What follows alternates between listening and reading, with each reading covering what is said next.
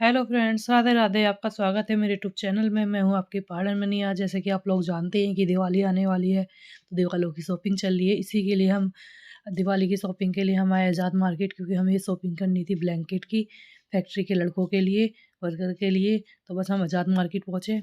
आज़ाद market में हमने blanket देखे। ब्लैंकेट यहाँ पर बहुत सुंदर सुंदर, बहुत एक से एक ब्लैंकेट है।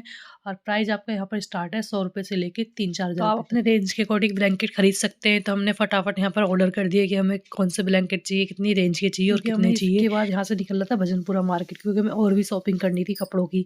तो हम जस्ट फटाफट निकले और पहुँचे भजनपुरा मार्केट। ये हमने एंट्री कर दी है भजनपुरा मार्केट में। भजनपुरा मार्केट में हमें लेने थे फैक्ट्री के वर्कर्स के लिए, लेडीज़ के लिए सूट और जेंट्स के लिए पैंट शर्ट के कपड़े। तो हमने 1-2 दुकानों में पता करा। वैसे तो एक परमानेंट दुकान है हमारी, जहाँ से हम हर साल लेते हैं। तो हमने और भी दुकानों में ट्राई किया, तो हम यहाँ देख रहे हैं। तो यहाँ हमें जो पसंद आया, इनके पास उतने पीस थे ही नहीं। तो हमने फिर यहाँ प्लान कैंसिल कर दिया, क्योंकि जितने हमें लेने थे उतने इनके पास पीस नहीं थे, कम थे। तो इनका कहना था आप दूसरे ले लो। बट हम ऐसा कॉम्प्रोमाइज़ क्यों करें, जब हमें पैसे देने हैं, हमें मनपसंद चीज़ ना मिले तो हम क्यों लें।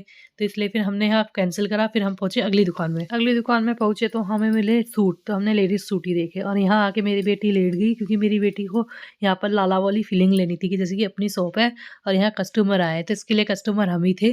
और ये वहाँ की वर्कर से कह रही थी, इन्हें दिखाओ क्या क्या चाहिए, कैस किस टाइप के सूट चाहिए। तो ये बस हमें उसी टाइप के सूट दिखा रहे थे।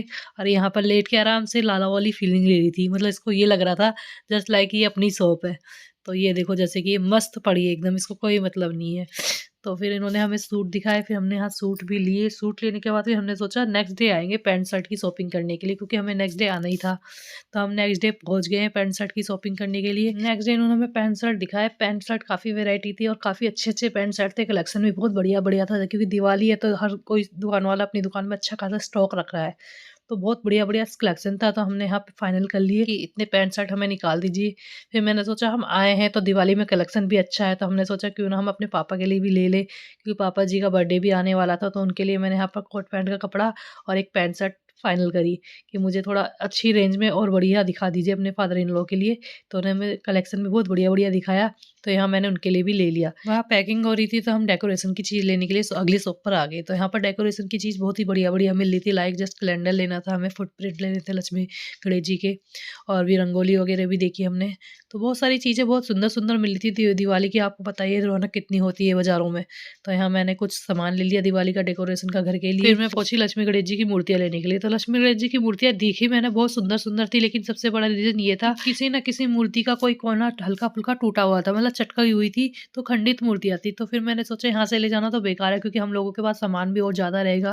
फिर मेरी बेटी भी गुन्नू हमारे साथ थी। फिर मैंने यहाँ से नहीं ली, फिर मैं अपने नेक्स्ट डे अपने घर से लूँगी। कैसा लगा आप लोगों को मेरा मिनी ब्लॉग दिवाली की शॉपिंग का? अगर ब्लॉग अच्छा लगा है तो ब्लॉग को लाइक कीजिए, शेयर कीजिए एंड चैनल को सब्सक्राइब। Thank you.